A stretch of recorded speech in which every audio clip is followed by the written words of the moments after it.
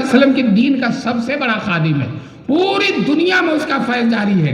دارالعلوم دیوبند کے بانی مولانا قاسم نانوتوی رحمۃ اللہ علیہ نے بچپن میں خواب دیکھا تھا، میں خانہ کعبہ کی چھت پر ہوں اور میرے جسم سے دودھ کی نہریں نکل کر ہر طرف جا رہی ہیں۔ کسی عارف کامل نے اس خواب کی تعبیر یہ بتلائی تھی، یہ بچہ بڑا ہو کر حضور صلی اللہ علیہ وسلم کے دین کی ایسی خدمت کرے گا، ایسی خدمت جس کا فیض پوری دنیا میں جاری ہوگا۔ دوستو، امام حرم دیوبند میں ایک دفعہ تشریف لائے تھے، اپنی تقریر میں کہا، میں دنیا کے ہر ملک میں گیا امام حرم ہونے کی حیثیت سے، جہاں بھی گیا دارالعلوم دیوبند کا فیض پوری دنیا میں ہر جگہ سورج اور چاند کی طرح چمکتا ہوا نظر آیا۔ دوستو، ابھی میں چند سال پہلے دارالعلوم دیوبند کے محدث ہیں مولانا نعمت اللہ صاحب، ان کے ساتھ فیجی گیا، میں بھی گیا حضرت کے ساتھ، اور فیجی دنیا کا سب سے پہلا ملک ہے، وہیں سے دنیا شروع ہوتی ہے۔ وہاں جو مسجد ہے سب سے پہلے دنیا میں فجر کی نماز وہیں ہوتی ہے، اس کے بعد دنیا ہے ہی نہیں۔ وہاں جاتے رہے، چلتے رہے 14-15 گھنٹے تک جہاز چلتا ہی رہا۔ جب جزیرے میں اترے، 3 جزیرے ہیں چھوٹے چھوٹے،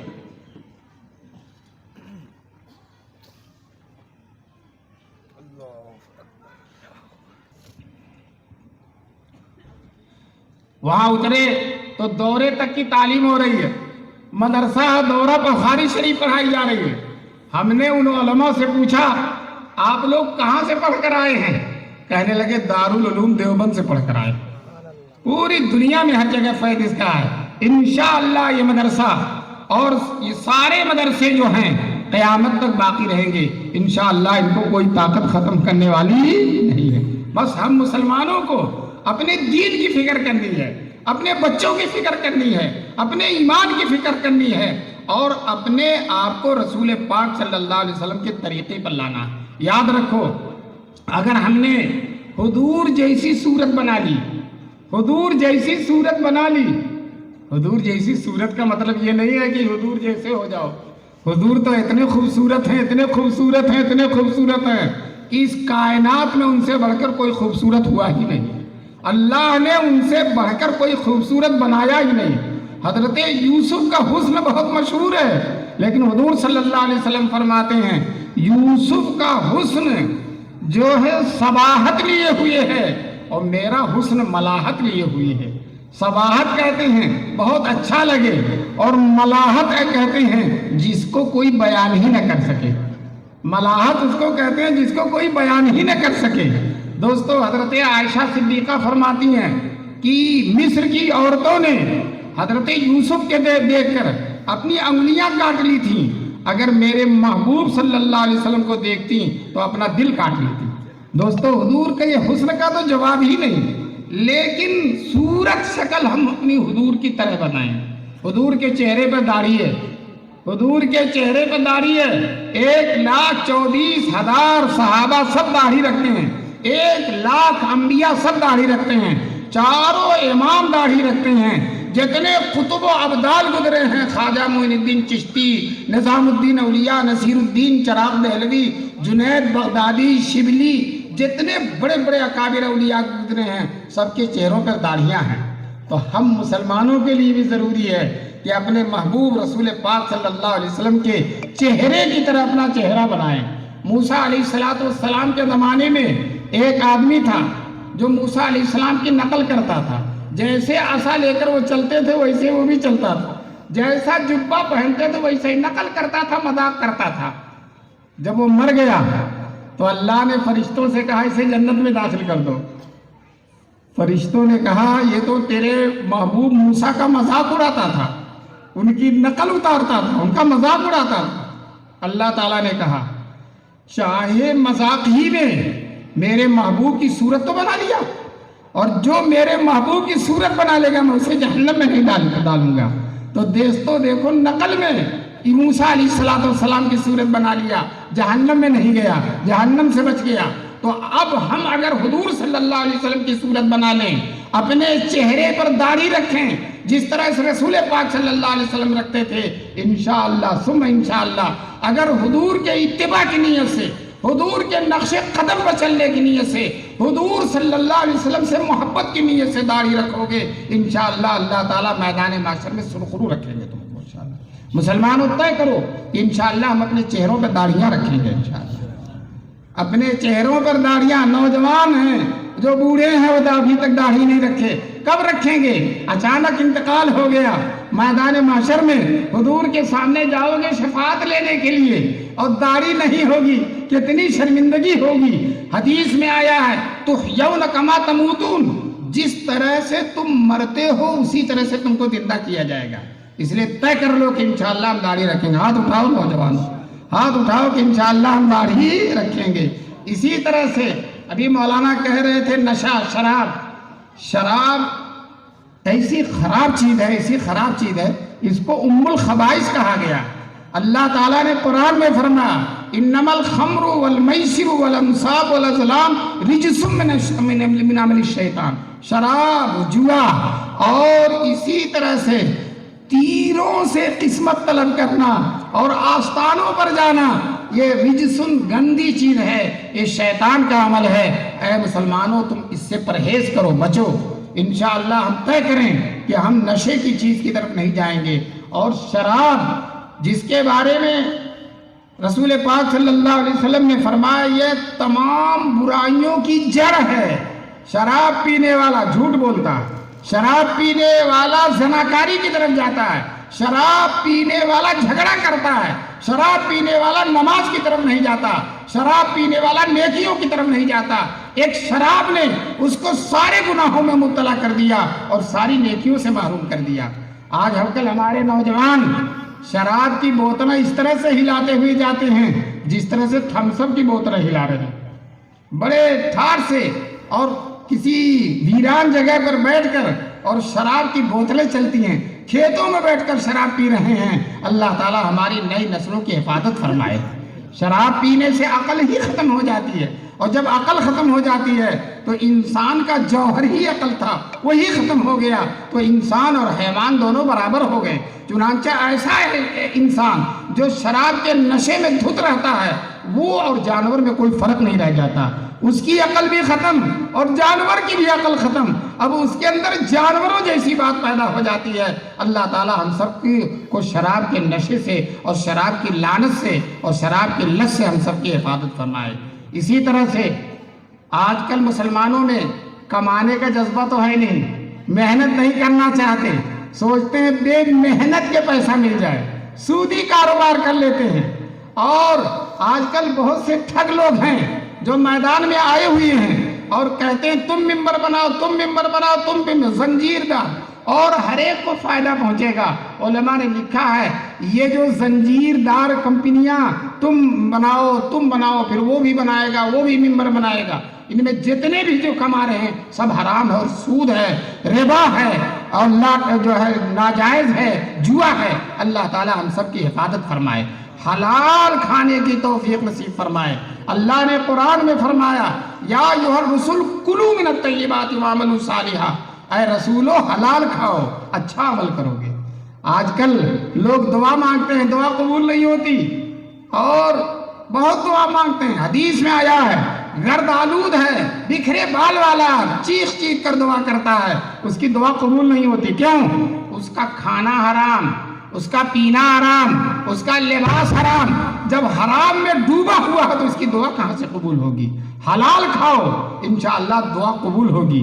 حلال کھانے والا مستجاب الدعوات ہوتا ہے، اس کی وہ دعا کے لیے جب بھی ہاتھ اٹھاتا ہے اللہ تعالیٰ اس کی دعا کو قبول کرتے ہیں۔ بہت سے لوگ کہتے ہیں بہت دعا مانگتے ہیں کوئی دعا قبول نہیں ہوتی۔ ہم نے کہا حرام کے ساتھ دعا نہیں قبول ہوتی، ناجائز کے ساتھ دعا قبول نہیں ہوتی۔ حدیث میں ہے رسول پاک صلی اللہ علیہ وسلم فرمایا ایک قطرہ اگر حرام روزی سے ایک قطرہ خون بن گیا، حرام کھایا، جھوٹ بول کر کمایا، بے ایمانی کر کے کمایا، حق دبا کر کمایا، رشوت لے کر کمایا، سود لے کر کھایا، تو حرام روزی سے ایک قطرہ خون بھی اگر بنتا ہے وہ جہنم میں جائے گا، وہ قطرہ جہنم میں جائے گا۔ اللہ تعالیٰ ہمیں پورے وجود کو ہمارے حلال بنا دے اللہ تعالیٰ، اور حلال کھانے کی توفیق نصیب فرمائے، محنت سے کھانے کی توفیق نصیب فرمائے۔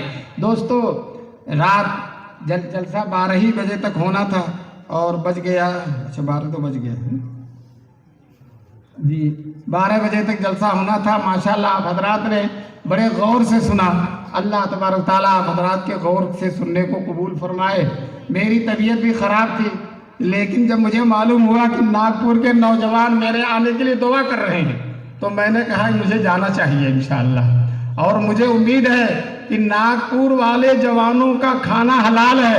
अल्लाह ने उनकी दुआ कबूल कर ली, अल्लाह ने उनकी दुआ कबूल कर ली। और जो अल्लाह ताला ने मुझे आप हजरात की खिदमत में पहुंचा दिया, अल्लाह तबारक ताला मेरे आने को कबूल फरमाए।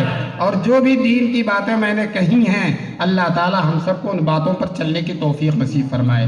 नागपुर में एक और खराबी देख रहा हूँ, शादी ब्याह में अभी कोई शादी हो रही है, मौलाना तकरीर कर रहे हैं मुसलमान ही की शादी, इतनी ढोल, इतने ताशे, इतने पटाखे हो रहे हैं। दोस्तों ये शरीयत के खिलाफ है। शरीयत के खिलाफ जो शादी की जाती है उसमें बरकत नहीं होती। जो जहेज लिया जाता है और जो हंगामे किए जाते हैं, जो बाजे बजाए जाते हैं, जो गाने होते हैं, जो नाच होती है, जो गलत महफिलें होती हैं, मर्दों और औरतों का इख्तिलाफ होता है। और जो है औरतें खाना खाती हैं और मर्द उन्हें खाना खिलाते हैं। औरतें खाना खाती हैं और मर्द उन्हें खाना खिलाते हैं, शादी हालों में देखा गया।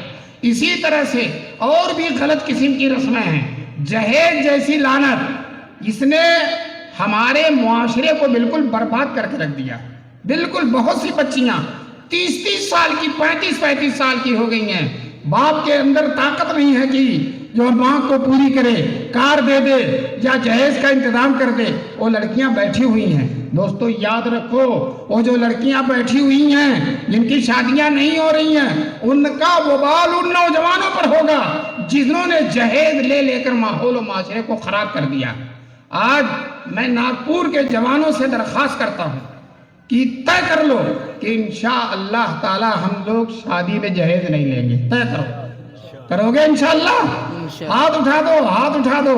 इंशाअल्लाह हम शादी में जहेज नहीं लेंगे, सादगी के साथ शादी करें। कैद नहीं है, लेकिन तबीयत की तो कैद है।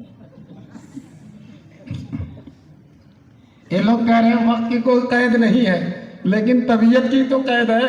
सुबह 10 साढ़े 10 बजे से देवबंद से चला हूँ और चलता ही रहा और यहाँ पहुँचा हुआ 12 बजे तक तकरीर करना कोई आसान नहीं है।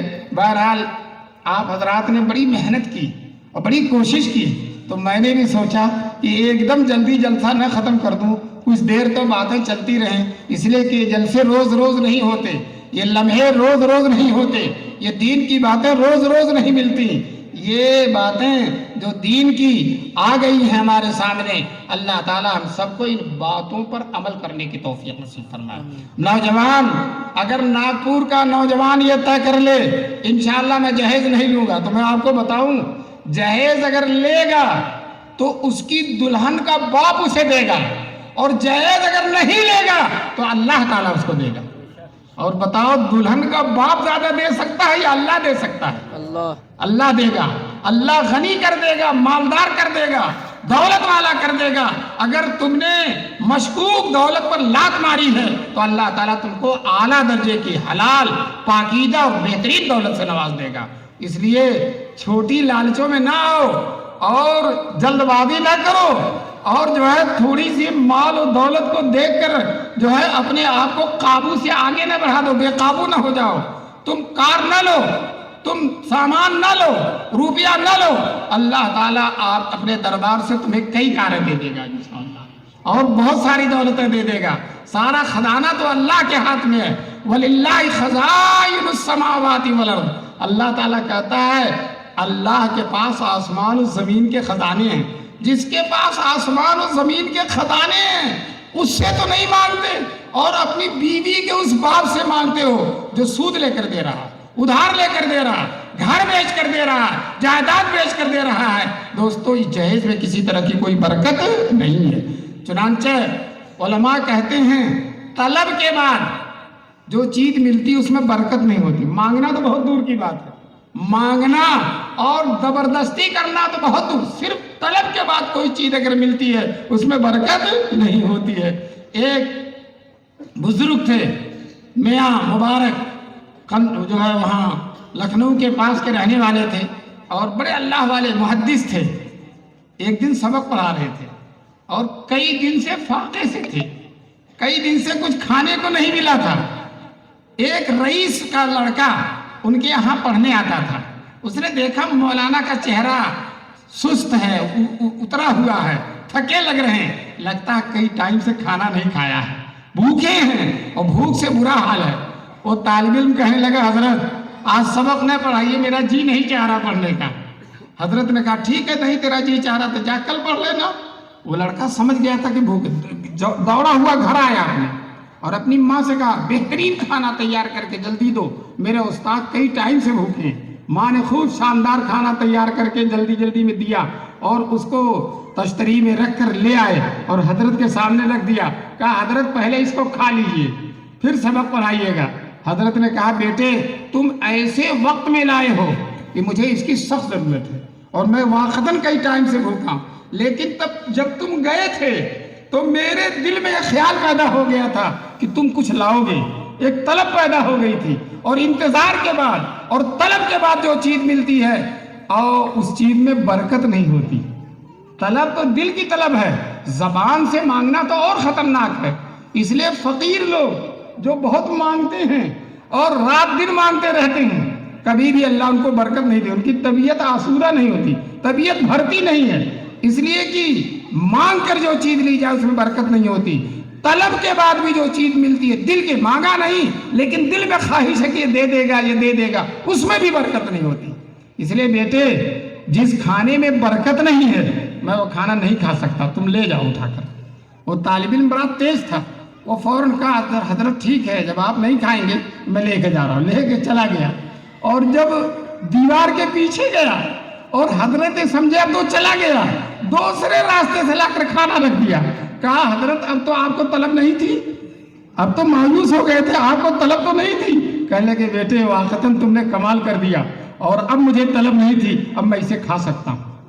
تو دیکھو طلب کے بعد جو ہے وہ اللہ والے پرہیز کرتے تھے، نہیں کھاتے تھے، اور ہم مانگ کر زبردستی کر کے مطالبہ کر کے پریشان کر کے لیں گے تو اس میں برکت کس طرح سے ہوگی، اس میں رونق کس طرح سے آئے گی۔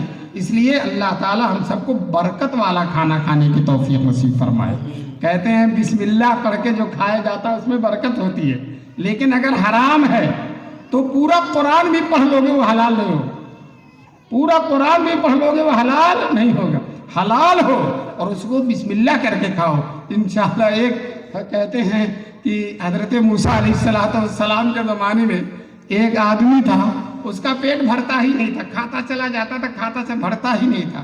موسیٰ علیہ السلام نے تھوڑا سا کھانا اس کو دیا اور کہا بسم اللہ کہہ کر کھا لے، بسم اللہ کر کے کھائے، پیٹ بھر گیا۔ تو ہمیشہ کھانے سے پہلے بسم اللہ، کھانے کے بعد الحمدللہ، کچھ بھی کھاؤ الحمدللہ، اس لیے کہ تم نے جو کھایا ہے بہت سے لوگوں کو وہ کھانا نصیب نہیں ہے۔ تم نے سبزی کھا لی، روٹی کھا لی ہے، بہت سے لوگوں کو روٹی ہی نصیب نہیں ہے۔ شیخ سعدی ایک بزرگ تھے، وہ ان کے جوتا نہیں تھا، اللہ والے بہت بڑے عالم تھے، جوتا نہیں تھا، اتفاق سے پھٹ گیا تھا اور بے جوتے کے جا رہے تھے، اور ان کا دل بڑا وہ احساس ہو رہا تھا دل میں کہ میرے پاس جوتا ہی نہیں، اتنا بڑا عالم اور میرے پاس جوتا بھی نہیں، جوتے کا بھی پیسہ نہیں۔ آگے گئے تو دیکھا کہ ایک آدمی کے پاس پیر ہی نہیں تھا، پیر ہی کٹا ہو کر لگا، لاکھ لاکھ لاکھ شکر ہے، اس سے تو 1000 گنا اچھا ہوں، اس سے تو 1000 گنا اچھا ہوں۔ اس لیے جو اللہ تعالیٰ دے دے اس پر شکر ادا کرو۔ اللہ نے قرآن میں فرمایا لئن شکرتم لازیدنکم، اگر تم شکر ادا کرو گے میں زیادہ کر دوں گا، شکر ادا کرو گے میں زیادہ کر دوں گا۔ ایک مولانا صاحب تھے، دال روٹی کھایا اور خوب ہے، یا اللہ تیرا شکر ہے۔ ایک جاہل کہنے لگا انہی لوگوں نے تو اللہ تعالیٰ کی عادت خراب کر رکھی، انہی لوگوں نے تو بتاؤ یہ دال روٹی پر اللہ کا شکر ادا کر رہا۔ تو دوستو یہ جہالت ہے، اس آدمی کی حماقت ہے، نادانی ہے، بے ادبی ہے، گستاخی ہے۔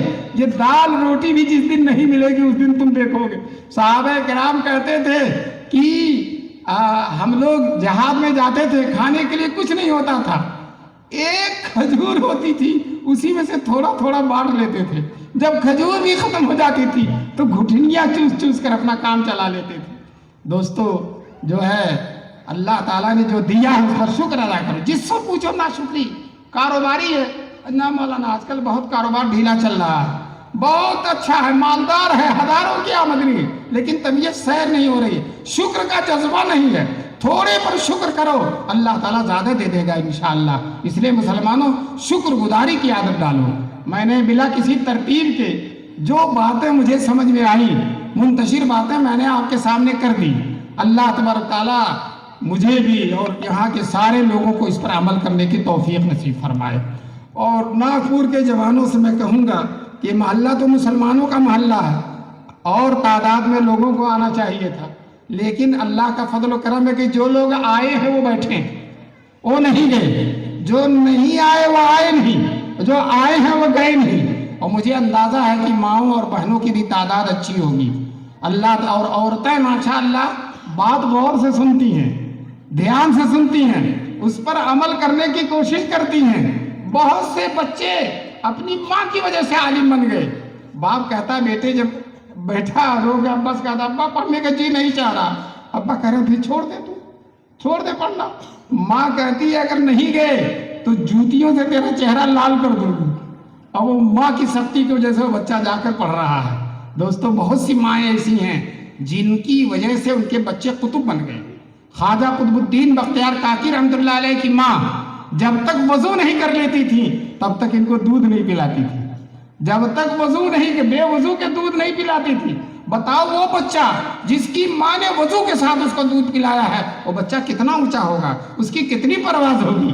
اور وہ مائیں جو گانا بھی گا رہی ہیں, گانا بھی سن رہی ہیں, تصویریں بھی دیکھ رہی ہیں, دل و دماغ کی طہارت بھی نہیں ہے اور بچے کو دودھ پلا رہی ہیں, تو وہ بچہ ویسا ہی ہوگا. کہتے ہیں بطول باش و پنہا شو عدیتا کی طرح آگو شبیر بگیری. اگر فاطمہ کی طرح بن جاؤ تو اے مائیں بہنیں تمہارے گود میں حسن حسین کی طرح بچے پیدا ہوں گے انشاءاللہ. اگر تم نے تقوی اختیار کیا, اللہیت اختیار کی, نماز کی پابند بن گئی. مائیں اور بہنیں روزہ تو رکھ لیتی ہیں, روزہ ان سے جتنا چاہو رکھوا لو, نماز نہیں پڑھتی ہیں. روزے میں کوئی سستی نہیں اور نماز میں سستی ہوتی ہے. ارے جس طرح سے روزہ ضروری ہے اس سے زیادہ ضروری نماز ہے. اس لیے ماں اور بہنوں جو تم بیٹھی ہو آج ہی سے طے کر لو کہ انشاءاللہ ہم نماز پڑھیں گے, روزہ رکھیں گے, حج کریں گے, زکوٰۃ دیں گے, دین کے مقاموں پر عمل کریں گے, غیبت نہیں کریں گے, دل آزاری نہیں کریں گے. رسول پاک صلی اللہ علیہ وسلم نے عورتوں کے بارے میں کہا کہ میں نے جہنم میں, جب حضور معراج میں گئے تھے, جہنم میں عورتوں کی تعداد بہت زیادہ دیکھی, مردوں سے زیادہ دیکھی. تو حضور عورتوں نے کہا اللہ کے رسول ایسا کیوں؟ تو کہا تکفرن العشیر, تم شوہروں کی ناشکری کرتی ہو, وتکثرن اللعن, لعن تان بہت کرتی ہو, معمولی معمولی بات پر لعن تان. ایک عورت تھی مرغی انڈا نہیں دیتی تھی تو اس کو گالی دیتی تھی, مرغی کو گالی, لعن تان کرتی تھی. تو یہ لعن تان کی عادت جو عورتوں کے اندر ہے, ان عورتوں سے, ان عادتوں سے اپنے آپ کو بچاؤ اور غیبت سے بچاؤ, شوہر کی ناشکری سے بچاؤ, گالی گلوچ سے اپنی زبان کو بچاؤ. انشاءاللہ تمہاری گود میں جو لڑکے پیدا ہوں گے وہ نیک ہوں گے, صالح ہوں گے, ولی ہوں گے, عالم ہوں گے, مفتی ہوں گے, مفسر ہوں گے اور دیندار بنیں گے. اللہ تبارک تعالیٰ اہل ناگپور کے اس پروگرام کو حد درجہ قبول فرمائے, اور جو باتیں کہی گئی ہیں اللہ تعالیٰ سب کو ان پر عمل کرنے کی توفیق نصیب فرمائے. وآخر دعوانا ان الحمدللہ رب العالمین. بھائی دیکھو